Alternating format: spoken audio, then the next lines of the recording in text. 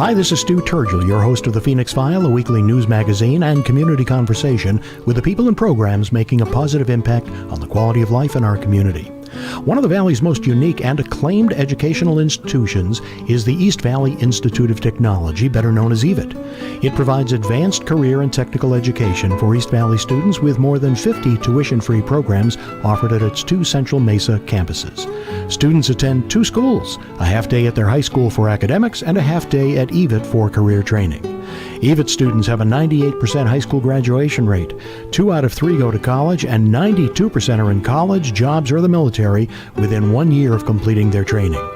On tonight's edition of the Phoenix File, I'll be talking with Dr. Sally Downey, EVIT's superintendent, about Arizona's go-to school for workforce development. That's coming up next right here on Radio Phoenix, where the Valley comes to talk, sing, connect.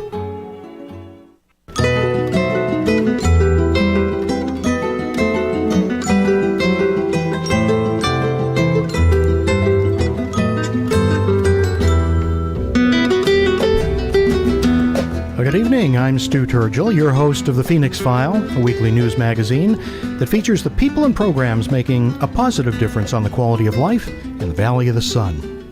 On tonight's edition of the Phoenix File, I'll introduce you to an educational institution that offers one of the most fascinating, diverse, and important array of career and technical courses in the region.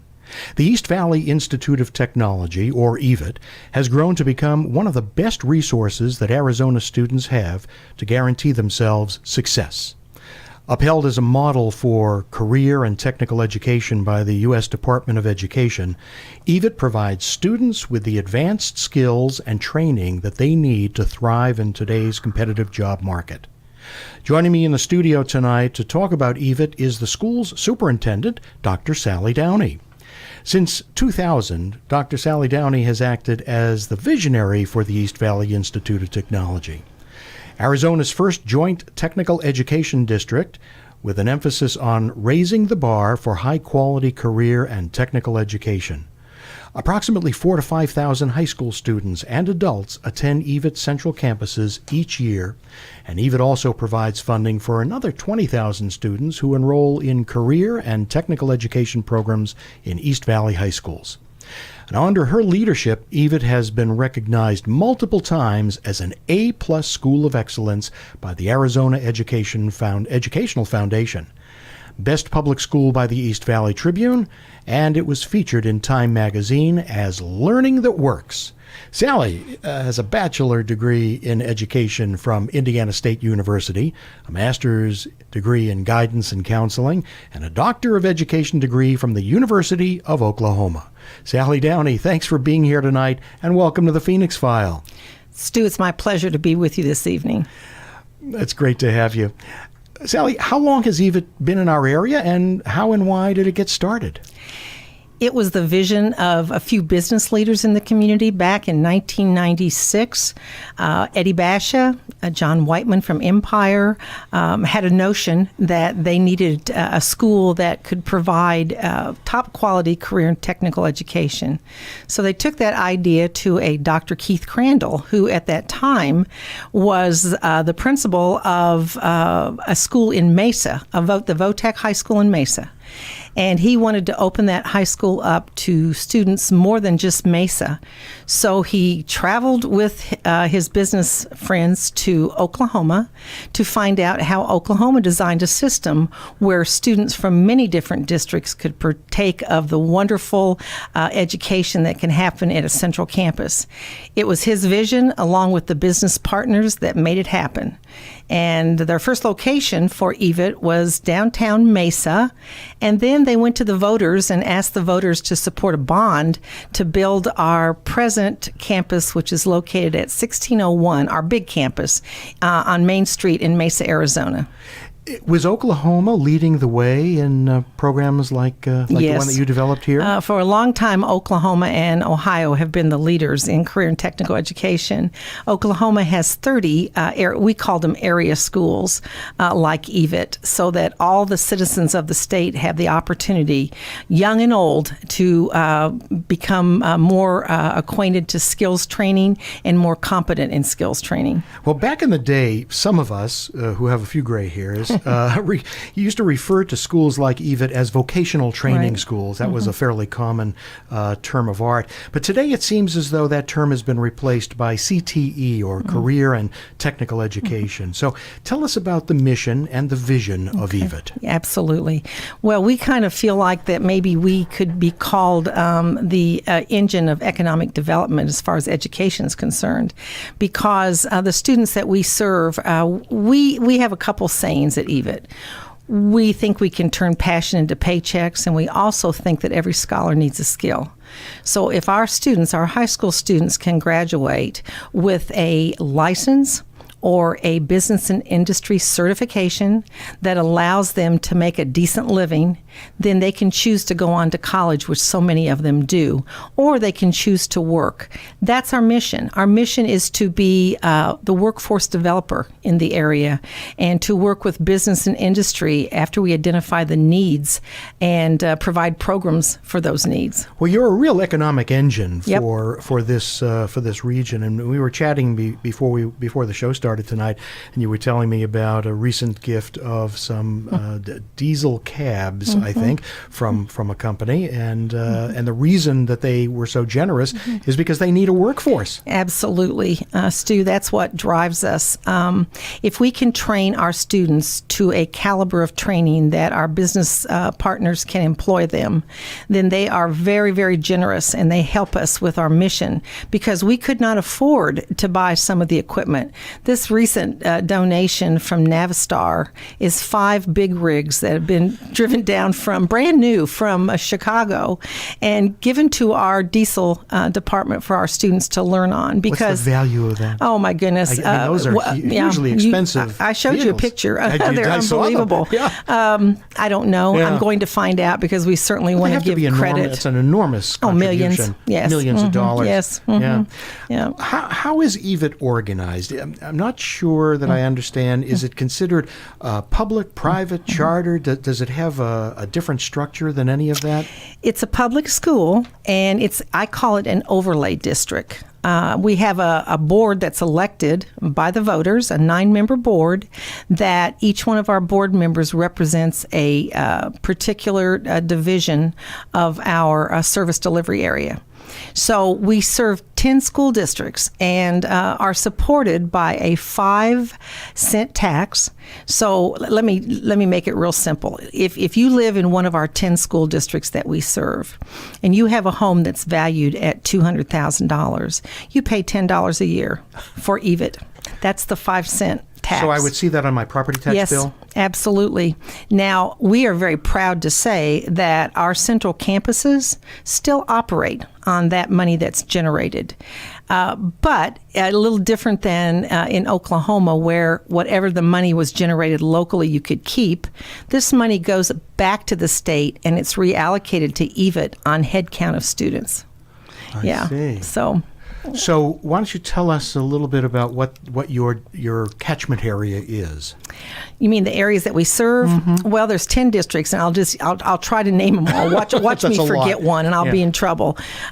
Mesa, Chandler, Gilbert, Tempe, Queen Creek, J.O. Combs, Apache Junction, Fountain Hills, and Higley. How about that? There you go. So it's not on my property tax bill, but it. I forgot Scottsdale. Scottsdale. Oh, it's Scottsdale. There we Shame go. on me. Yes, it is. Yes, it is. Well, I'm glad to pay the $10. Yes. I'd be happy to pay $20. It's great value. Right. Mm-hmm. Yeah. So why is it so important to have a top-rated CTE school in the community? Well, it's about workforce development and economic development. And if you read a lot of the recent articles and a lot of the research, a lot of the reasons that industries do not come to particular states is because there's no workforce. You know, that's one of the paramount things that will drive industry to come to Arizona, to have a competent workforce. And, you know, many companies, they need engineers, they need doctors and professionals. But for every engineer, they also need 3 or 4 techs which is a level of training that EVIT can deliver, or in conjunction with the community college system, an associate degree at the tech level.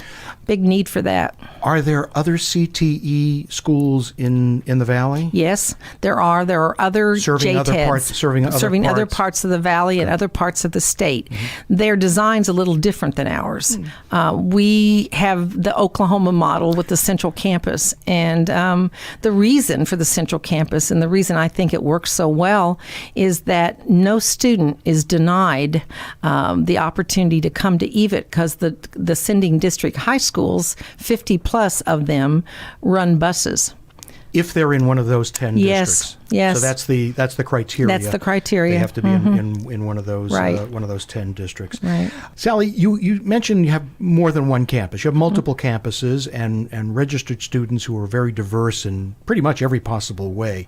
If we were to visit EVIT, I'm guessing we wouldn't be seeing students who resemble the typical neighborhood high school, or would they? And if they won't, tell us a little about the variety of students that do attend your classes. I think they would be very typical, but even adding to that, probably the one thing that I'm most proud of are our students. Our students are so focused, and if we do our job and if we appropriately place a student in a program that they have the ability to thrive in, then the sky's the limit. Our students, it's interesting because we have lots of visitors, thousands of visitors a year from all over the country, and they always comment on our students and how focused they are. Well, most of them are in a program they just dearly love, so that's how it works. It's really, it really gets to be passion for everybody involved. Absolutely. Right. So that's okay. You mentioned that you have multiple campuses. So where are your classes held? Well, our big central campus is in Mesa at 1601 Main Street. And then we have a pretty good sized campus out at ASU Poly Tech. It's about 12 acres. Our campus on Main Street in Mesa is 70 acres, so it's huge. But Dr. Crow was very, very benevolent to us and allowed us to build out at ASU Poly, and we have beautiful partnerships with ASU for our students. Well, he's a great citizen of yes, this he community, is. And like everything else, I'm sure that there's a little bit of enlightened self-interest there too, in the hope that some of these students will choose to pursue further educational opportunities with ASU. They're growing so dramatically. I think the largest public university in the country right now. He's very much a visionary. He really is. And he sees the worth in our students in engineering and vet tech and aviation going on to ASU. Right. Well, the essence of any school, of course, is its course offerings and instructors. At EVIT, the course listing pretty much runs the gamut from A to Z. So tell us about the breadth of courses that you offer. Whoa. Yeah, where to begin? You name it, you know, and we have it anywhere from, like I said, engineering, aviation, all kinds of health programs. Our students, what we like to see happen is that they come to EVIT their junior year for a half a day and take, if they're interested in health, a very, very extensive year of anatomy, physiology, and medical terminology. Then their senior year, they choose to be either a vet tech or a dental assistant or an SPD. You know what that is? No. Sterilization and processing distribution. It's the I wouldn't have guessed. It's what keeps the operation in the operating room, the instruments clean, so we don't people running get the autoclaves. Yeah, absolutely. That's exactly what it is. And there's a whole bunch of programs that our seniors can take because, once again, Stu, our goal is that when they leave us, they have a license or a certificate, either an AWS welding certification, an ASE in all 8 areas of automotive, whatever program, that's what we want them to leave with. Well, that is just the tip of the iceberg, and we'll be talking a little bit more after we take a short break for a couple of messages, and more then of my conversation with Sally Downey. You're listening to The Phoenix File. I'm Stu Turgel, and this is Radio Phoenix.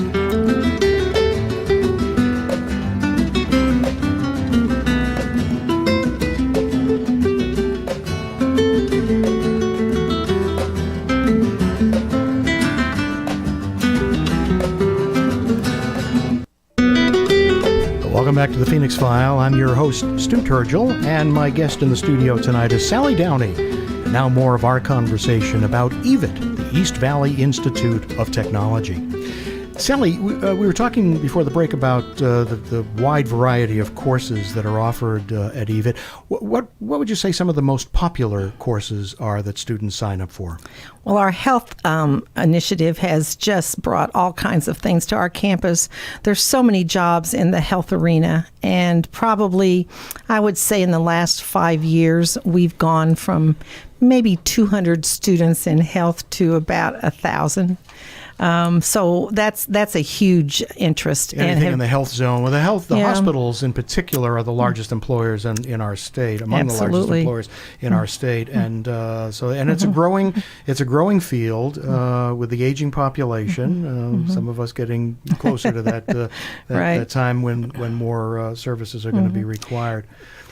I guess I'd ask you what courses would surprise us to learn that you offer. What are some of the course that would sort of push the envelope as being more unique?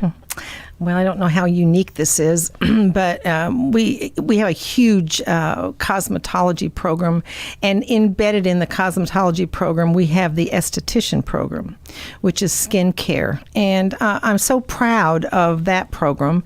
Maybe a lot of people don't realize, but a high school student can come to EVIT and for no money whatsoever, after 2 years set for their state board in cosmetology, and go on and start their own shop or whatever. And Rolf, who is one of our great partners, has embraced our program and has made sure that our kids get the latest and greatest in training so that when they leave us, they can be successful in their own business. When you ask the most unique and something you wouldn't think, I don't know how many high schools, I know not many have the radio broadcasting program that we do. We probably have the largest in the country, our own radio station, and not to be in competition with you guys, but it's our young people learning the trade, 88.7, and it operates 24/7. And so our radio broadcasting program with our own studios is a very popular program and a very unique program. Aviation. Oh, yeah, aviation. I don't know too many schools that have an aviation program, True. So that also is. And when we had an open house, my staff said, "Are you really going to let that happen?" I said, "What do you mean?" One of our students landed a helicopter on our campus on Main Street, and I said, "If we don't believe in our students," it was a young lady that is piloting the helicopter. So that's the kind of stuff we do. Can you talk a little bit about the faculty? Obviously, any school is only as good as its faculty. Who are the teachers and instructors, and how do you find people willing to teach some of the more esoteric courses or unusual courses? Stu, you're absolutely right. The faculty drives our success. And if I were to say, if I was to list our biggest challenge, it's to find those very unique faculty members, because we're an education entity, and our salaries don't pay like industry does. We recruit from industry. We do not recruit from just a normal teacher track out of a university. It's very important that our automotive teachers understand automotive. Many of them have never taught before, and that's where we have to kind of hold their hand a little bit. But the dilemma I have is finding teachers. One of our newest hires, who's just a dynamite automotive teacher, was the chief tech at Lexus. He probably took a 50% cut to come to EVIT, because in all the trades they're making six figures. Yeah, you can't do that and No. compete with them. No. But they do it for the love of It's the passion. It's the passion and the love. It's the giving back, and it's for those light bulbs that go on, when the next generation gets it. It's all about paying it forward. Yeah, it is. Yeah. Yours is a very interesting model. Your high school age students attend traditional classes in their local high schools, in the local schools, but they also spend part of their academic day in courses at EVIT. So how does that work? It, in my opinion, and I've been in this business for a long time, it's the best model, because many of our students that come to us are AP, advanced placement students at their home school, but they have a passion for fashion design. We get some of the best students you could ever have the opportunity to work with because of the way it's designed. They go back to their home school for their academics. They come to EVIT for the career and technical education piece. But not all of the students that are attending daytime classes in conjunction with their high school class schedule are young people. You've got students who are long past their high school years. What brings these adult learners to EVIT, and what is their goal when they have completed their time with you? Well, like most of us, they want to have gainful employment, and they want to have the credentials, the certificate that will get them headed in that direction. Where I worked in Oklahoma for many years, we always had a lot of adult students. It took me 10 years here in Arizona to be allowed to serve the adult population. Really and truly, skill training is skill training. It doesn't matter what the age. And we have been very successful. We're really starting to even get more success from our adult population as we partner with colleges to do 1+1 training, 1 year with us, 1 year with the college. The college awards the associate degree. Is that what you refer to as dual enrollment? No, dual enrollment's for high school students. Oh, okay. That's where all of our programs have dual enrollment. Our fire science program probably has the most, I think, 24 hours of dual enrollment. So a high school senior can leave EVIT with 24 hours of college towards their degree. Terrific. That's dual enrollment. Is there a fee structure? They pay the university, but it's a lot cheaper. They pay the colleges that are giving them the dual enrollment. They don't pay EVIT anything. But the young people that are in high school, Yes. that are spending Yes. half their day at the traditional high school and half a day with you, they don't pay for that? No.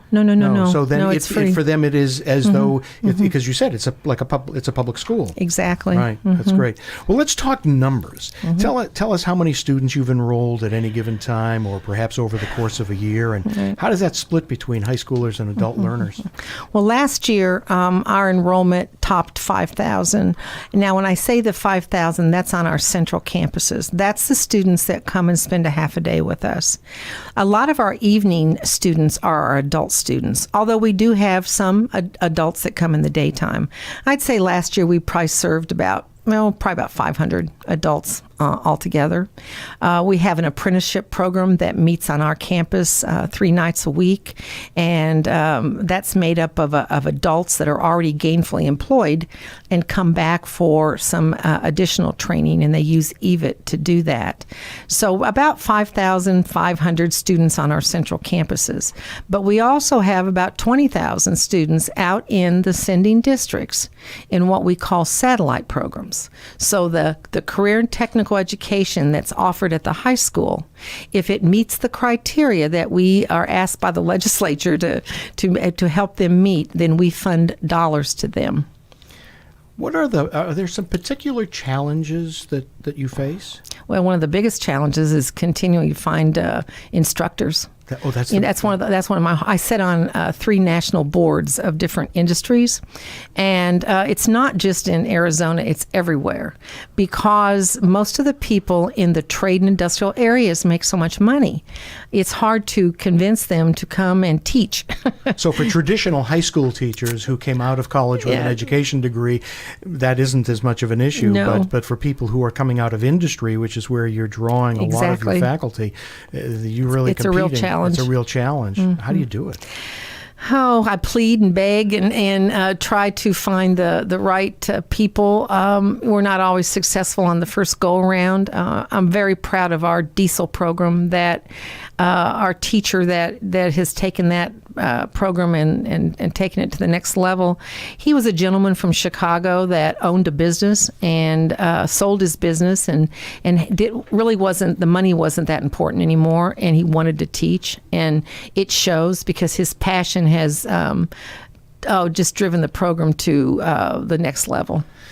The Association of Career and Technical Training makes the very important point that I read, that career and technical education works for high school students, which we've just discussed, but it also works for college students, adult learners, as well as for business and the economy. So Mention a little bit about how a place like EVIT is able to successfully serve all those groups and agendas. Because skill training is skill training. It doesn't matter how old you are. A lot of times people go into a certain profession for reasons that really shouldn't have been the reasons, because they're not happy. And maybe they stick it out and retire, but really want to do something they've always wanted to do. Well, come back and be trained to do that. Skill training doesn't have an age limit or a particular age. It's learning new things. It's being able to follow your passion. And that's what EVIT does. We will allow you the platform and the courses that you can come and find your passion and make it work for you. Wow. So, what's in store for EVIT in the future? Do you have any big ideas on your drawing boards, or is there something you'd like to do as EVIT continues to grow and evolve?